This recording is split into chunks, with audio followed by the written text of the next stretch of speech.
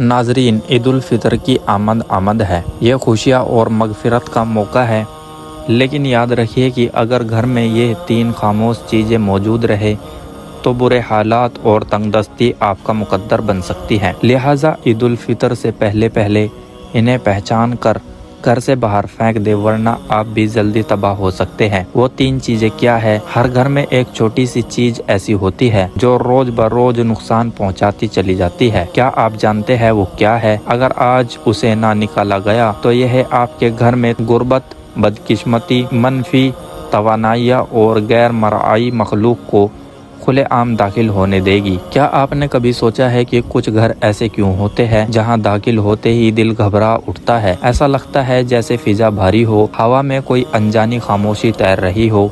सब कुछ बजाहिर दुरुस्त होता है, लेकिन फिर भी सुकून कहीं गुम हो जाता है। घर साफ सुथरा, नमाजी लोग, जिक्र, दरूद और इस्तिगफार की आवाजें, मगर फिर भी दिल बेचैन, नींद अधूरी और सुबह जागते ही बदन थका हुआ। ऐसा क्यों होता है कि दुआ के बाद भी दिल को इत्मीनान नहीं मिलता? घर की खुशियाँ जैसे आते आते कहीं मुड़ जाती है और दिल किसी अनदेखे बोझ के नीचे दबने लगता है।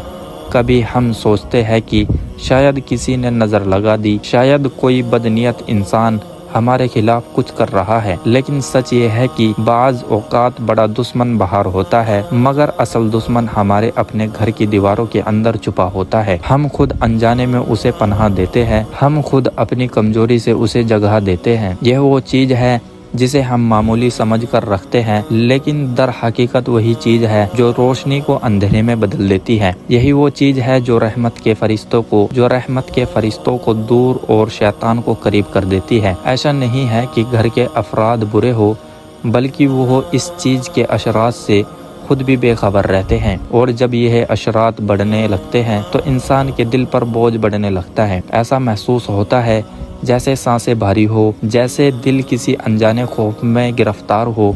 इंसान कोशिश करता है, दुआ करता है, मगर सुकून की बारिश नहीं बरसती। इसकी वजह वही छुपी हुई चीज़ होती है जिसे हम नज़रअंदाज करके अपने घर में जगह दे बैठते हैं। लेकिन खुशखबरी ये है कि अगर आप आज इस हकीकत को जान ले और वह चीज़ अपने घर से निकाल दे, तो आप देखेंगे कि किस तरह घर का माहौल बदलने लगेगा। जहाँ पहले बेचैनी थी वहाँ सुकून उतरने लगेगा, जहाँ झगड़े थे वहाँ उल्फत की हवा चलने लगेगी, जहाँ खामोश दीवारें थी वहाँ तस्बीह की आवाज़ें गूंजने लगेगी, और सबसे बढ़कर आप महसूस करेंगे कि अल्लाह तबारक व तआला की रहमत खुद चलकर आपके दरवाजे तक आ गई है। तो आज की वीडियो में मैं आपको वो राज बताने वाला हूँ जो शायद आपकी ज़िंदगी बदल दे। ऐसा राज जो अगर आपने आज समझ लिया और अमल कर लिया तो आपका घर बेकरारी से बरकत की तरफ सफ़र शुरू कर देगा। वो चीज़ मनफी अशरात को दावत देती है। अब वक्त आ गया है कि उसे पहचान कर अपने घर से हमेशा के लिए निकाल दिया जाए। मोहतरम नाजरीन, आज की यह वीडियो मेरे हर भाई और बहन के लिए बहुत अहम है। इस वीडियो का एक एक लफ्ज़ इतना कीमती है कि अगर आप जान जाए तो आप इस पर ज़रूर अमल करना शुरू कर देंगे, क्योंकि जाने अनजाने में बहुत सी ऐसी गलतियां हमसे सरजद हो जाती हैं जिनका हमें पता भी नहीं होता, और उनकी वजह से घर में तंगदस्ती, गुर्बत और बेबरकती पैदा हो जाती है। अगर इन छोटी छोटी गलतियों को हम ठीक कर ले तो घर से सारी बेबरकती चली जाएगी, रिज़्क़ की कमी ख़त्म हो जाएगी इंशाअल्लाह अल्लाह के फ़ज़ल व करम के साथ, और आपके घर में बरकत ही बरकत के अंबार लग जाएंगे। मोहतरम नाजरीन, अल्लाह तबारक व तआला ने इंसान को इस दारे फ़ानी में भेजकर ज़िंदगी के तौर तरीके सिखा दिए ताकि वो अपनी ज़िंदगी को और ज़रियाए ज़िंदगी को बेहद आसान अंदाज में पूरा करे। इंसानी ज़िंदगी के मामलात, सेहत, कामयाबी, कारोबार और दीगर मैदानों में मदद के लिए अल्लाह तबारक व तआला ने अपने महबूब बंदों में से इंतखाब किया, जिन्हें हम अंबिया कहते हैं। उनके बताए हुए हर तौर तरीके में न सिर्फ बरकत है बल्कि ज़िंदगी की फलाह और कामयाबी पोशीदा है। इंसान किसी भी मैदान में कामयाबी हासिल करना चाहता है तो उसे सीरत नबी सल्लल्लाहु अलैहि वसल्लम पर अमल पहरा होना होगा। इस्लामी तालीमात में ज़िंदगी और घर के सुकून के लिए چند اصول بیان کیے گئے ہیں۔ گویا کوئی انسان اگر ان پر عمل پیرا ہوتا ہے تو وہ اپنے گھر میں سکون پائے گا۔ انسان گھر میں کسی بھی کام کو سر انجام دے تو فوراً بسم اللہ پڑھے، ہر وقت ذکر الہی میں مشغول رہے۔ جدید دور ہے تو اکثر لوگ اپنے وقت کو گزارنے کے لیے موبائل فون کا کثرت سے استعمال کرتے ہیں، جن سے نہ صرف وقت ہاتھ سے جا رہا ہے بلکہ نیکی کرنے کے لمحات بھی انسان کے ہاتھ سے پھسلتے جا رہے ہیں۔ کوشش اور اہتمام اس بات کا کرنا چاہیے کہ جب بھی گھر میں کسی بھی کام میں مشغول ہو تو استغفر اللہ، اللہ اکبر، الحمدللہ یا حی یا قیوم وغیرہ کے اذکار کو نہ صرف اپنی زبان پر جاری رکھے بلکہ اپنے بچوں کو بھی اس کی ترغیب دے۔ سورۃ المدثر میں اللہ تبارک و تعالی نے ایک جنتی اور جہنمی کا مکالمہ بیان کیا ہے، جس میں جنتی جہنمی سے سوال کرتا ہے کہ کون سی چیز تجھے جہنم میں لے کر آئی، تو وہ جواب دیتا ہے ہم نماز پڑھنے والوں میں سے نہ تھے۔ یہاں وہ لوگ جو نماز نہیں پڑھتے یا جو نماز پڑھتے ہیں لیکن اس میں سستی کرتے ہیں، وقت ضائع کرتے ہیں اور قصداً نماز کو دیر سے پڑھتے ہیں، ان کے متعلق فرمایا گیا بس ان نمازیوں کے لیے ہلاکت ہے جو اپنی نماز سے غافل ہیں۔ لہٰذا گھر میں برکت چاہتے ہیں تو نماز کا اہتمام کرے، نوافل اور سنت گھر میں ہی ادا کرے۔ گھر میں نوافل پڑھنے کے بہت سے فائدے ہیں۔ ایک، بچوں کو دیکھ کر نماز کی ترغیب ملتی ہے۔ دوسرا، گھر میں برکت رہتی ہے۔ گھر میں برکت کے لیے قرآن مجید کی تلاوت کا اہتمام کیا جائے، اگرچہ تھوڑا ہی صحیح مگر روزانہ کی بنیاد پر کیا جائے۔ آپ چاہے تو ایک صفحہ تلاوت کرے لیکن روز کرے، اپنے بچوں کو بھی سنائیں تاکہ ان میں قرآن سے لگاؤ پیدا ہو۔ قرآن کی کوئی بھی سورت تلاوت کرے گھر میں برکت کا سبب بنتی ہے۔ جناب رسول اللہ صلی اللہ علیہ وسلم نے فرمایا، حضرت ابو ہریرہ رضی اللہ تعالی عنہ سے روایت ہے کہ رسول اکرم صلی اللہ علیہ وسلم نے فرمایا، اپنے گھروں کو قبرستان نہ بناؤ، یقیناً شیطان ان گھروں سے دور بھاگتا ہے جہاں سورہ بقرہ پڑھی جاتی ہے۔ اہل علم فرماتے ہیں کہ جو شخص روز رات عشاء کے بعد سورہ واقعہ پڑھتا ہے، اللہ اس کے رزق میں اضافہ فرماتا ہے۔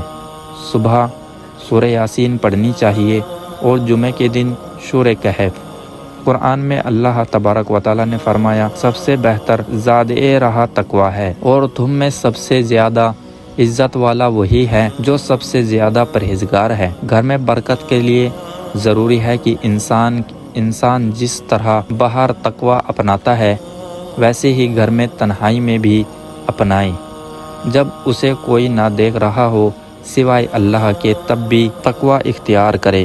اپنی بیوی، بچوں، والدین اور بہن بھائیوں کے ساتھ حسن سلوک محض اللہ تبارک و تعالیٰ کی رضا کے خاطر، یہ عمل بھی گھر میں برکت کا سبب ہے۔ اس میں کوئی دو رائے نہیں کہ جب انسان مل کر کھانا کھاتے ہیں اللہ اس میں برکت ڈال دیتا ہے، اور پھر جب افراد گھر کے ہو، والدہ ہو، والد ہو یا میاں بیوی، بچے، بہن بھائی، سب مل کر ایک جگہ اہتمام کے ساتھ اللہ تبارک و تعالیٰ کے نام سے شروع کرے تو برکت کا کیا عالم ہوگا۔ جدید دور میں یہ روایت ختم ہوتی جا رہی ہے۔ اب اگر کوئی اپنے کمرے میں بیٹھا ہے تو وہیں کھانا کھائے گا، اگر کوئی اسٹڈی روم میں ہے تو وہیں کھانے کا اہتمام کرے گا، والدین الگ بیٹھ کر کھا رہے ہوتے ہیں۔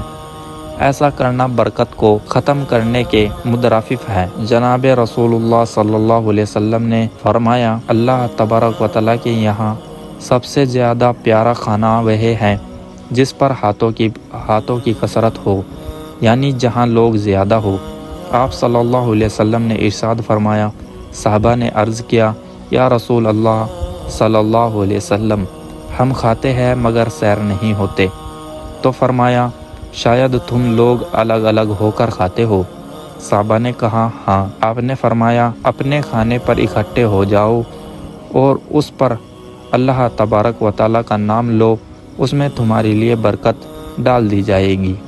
اللہ تبارک و تعالیٰ نے رزق کی تقسیم کے اوقات اور مقرر نہیں کیے، لیکن اسلامی تعلیم سے معلوم ہوتا ہے کہ کچھ ایسے اوقات ہیں جن میں اگر انسان رزق حلال کی تلاش میں نکلے تو اسے نہ صرف رزق ملتا ہے بلکہ اس میں برکت بھی ہوتی ہے۔ ہماری تہذیب کا حصہ رہا ہے کہ ہمارے بڑے صبح جلدی اٹھتے تھے، فجر کی نماز ادا کرنے کے بعد تلاوت قرآن کرتے تھے اور پھر رزق حلال کی تلاش میں نکل پڑتے تھے، یہاں تک کہ شام کو واپس آتے اور عشاء کی نماز کے بعد سو جاتے تھے۔ یہ ایسا وقت ہے رزق حلال کے لیے جس میں انسان اللہ کا فضل بھی سمیٹتا ہے اور برکت بھی پاتا ہے۔ لیکن آج کے دور میں اوقات بدل چکے ہیں، لوگ فجر کے وقت سوتے ہیں اور رات بھر جاگتے ہیں۔ ہم دیکھتے ہیں کہ آج کئی گھروں میں 4-5 کمانے والے ہوتے ہیں، پھر بھی برکت نہیں، سکون نہیں، جبکہ پہلے ایک کمانے والا پورے گھر کے لیے کافی ہوتا تھا۔ اسی لیے اگر ہم چاہتے ہیں کہ ہمارے گھر اور رزق میں برکت ہو تو صبح جلدی اٹھنے اور رات کو جلدی سونے کی عادت ڈالیں، اللہ پر توکل کریں جیسا اس کا حق ہے۔ جو اللہ پر توکل کرتا ہے اللہ اس کے تمام معاملوں کا کافل ہو جاتا ہے، بے شک اللہ بہت غالب اور بڑی حکمت والا ہے۔ محترم ناظرین، ایک مزدور صبح سے شام تک دھوپ میں پسینے سے تر ہو کر محنت کرتا ہے، اینٹیں اٹھاتا ہے، ریت ڈھوتا ہے، شام کو جب سورج ڈھلتا ہے تو اپنی مزدوری جیب میں ڈال کر گھر لوٹتا ہے۔ وہ سکے اس کی محنت کا نچوڑ ہوتے ہیں۔ وہ بچوں کے لیے کھانے پینے کی چیزیں لاتا ہے، کبھی آٹا کبھی دودھ، مگر اس کے باوجود اس کی زندگی میں ایک عجیب سی اداسی رہتی ہے، نہ خوشی نہ اطمینان، جیسے اس کی گھر کی دیواروں نے سکون سے دشمنی کر لی ہو۔ ہر رات وہ سجدوں میں گر کر اللہ تبارک و تعالیٰ سے کہتا ہے، یا رب، میں حلال کماتا ہوں، فضول خرچی نہیں کرتا، نماز پڑھتا ہوں، ذکر کرتا ہوں، پھر بھی میرے گھر میں برکت کیوں نہیں؟ مگر جواب خاموشی کے سوا کچھ نہیں ہوتا۔ دل بے چین رہتا ہے اور تنگ دستی جیسے اس کے دروازے سے چپک جاتی ہے۔ آخر ایک دن اس نے گاؤں کے ایک بزرگ سے ملاقات کی۔ اس نے اپنا دکھ بیان کیا، آنکھوں میں آنسو لے کر بولا، بابا جی، میں حلال کماتا ہوں، حلال کھاتا ہوں، مگر میرا گھر بے سکونی کا گھر ہے۔ بزرگ مسکرائے اور نرمی سے بولے، بیٹا، آج کی مزدوری سے تم کچھ مت خریدنا، صرف 2 کلو مٹھائی لینا اور میرے پاس لانا، میں اس پر کچھ دم کروں گا۔ پھر شام کو گھر جاؤ، دروازے پر رکھ کر کان لگا کر سننا کہ اندر سے کیا آواز آتی ہے، تمہارے گھر کی ایک چیز تمہاری تنگ دستی کا راز کھول دے گی۔ مزدور نے تعجب کیا لیکن مان گیا۔ شام کو اس نے مٹھائی خریدی اور گھر پہنچا۔ جیسی ہی اندر قدم رکھا، 3 چیزیں اس کے گھر میں تنگ دستی اور بے سکونی کی دعوت دے رہی تھی۔ پہلی چیز، جب دیواروں پر شکر کی جگہ ناشکری ہو۔ کچھ گھروں میں داخل ہوتے ہی ایک عجیب خاموشی ہوتی ہے، نہ شور نہ آواز، ایسا لگتا ہے جیسے ہوا نے بھی سانس روک لی ہو۔ دیواریں جیسے کچھ کہنا چاہتی ہو، ان کی تحریر انسانوں کے رویوں سے لکھی ہوتی ہے۔ یہی وہ لمحہ ہوتا ہے جب گھر میں برکت کے دروازے بند ہونے لگتے ہیں، کیونکہ ان دیواروں پر جب شکر نہیں، شکایت لکھی جاتی ہے، جہاں ہر بات میں میرا نصیب کیوں نہیں، میرا نصیب کیوں نہیں کی گونج ہو، جہاں زبان پر ناشکری کا زہر اور دل میں مایوسی ہو، وہاں رحمت کے قدم نہیں رکتے، خاموشی سے واپس پلٹ جاتے ہیں اور ان کی جگہ وسوسوں سے سرگوشیاں لے لیتی ہیں۔ کبھی کبھی شیطان دروازے توڑ کر نہیں آتا، ہم خود اس کے لیے دروازے کھول دیتے ہیں۔ جب ہم الحمدللہ کے بجائے کاش ایسا ہوتا کہنا شروع کر دیتے ہیں، جب ہم نعمتوں کو معمولی اور کمیوں کو اہم سمجھنے لگتے ہیں تو سمجھ لیجئے کہ روشنی کا چراغ بجھنے لگا ہے، وہی روشنی جو گھر کو امن دیتی ہے، رزق کو برکت دیتی تھی اور دلوں کو نرم رکھتی تھی۔ ناشکری ایک معمولی احساس نہیں، یہ ایک غیر مرئی زہر ہے جو آہستہ آہستہ پورے گھر کی فضا کو کھا جاتا ہے۔ یہ باتوں سے شروع ہوتی ہے مگر اثر ماحول پر ڈالتی ہے۔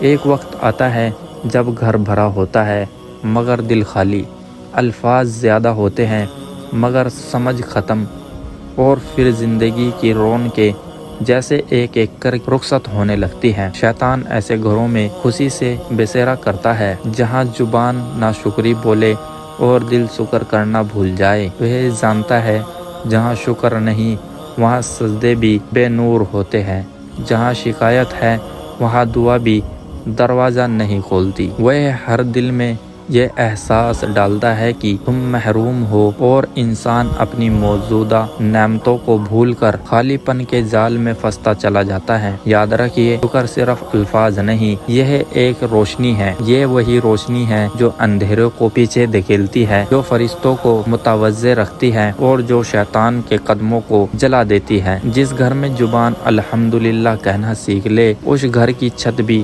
دعا بن جاتی ہے۔ اگر آپ چاہتے کہ تنگ دستی کا سلسلہ ٹوٹ جائے، بے سکونی کی زنجیریں کٹ جائیں اور گھر میں روشنی خود چل کر آئے، تو سب سے پہلے اپنے الفاظ کو بدلے، کیونکہ جب دیواروں پر شکر لکھا جاتا ہے تو رحمت خود ان الفاظ کو پڑھنے آتی ہے۔ 3 چیزیں گھر میں تنگ دستی اور بے سکونی کو دعوت دیتی ہیں۔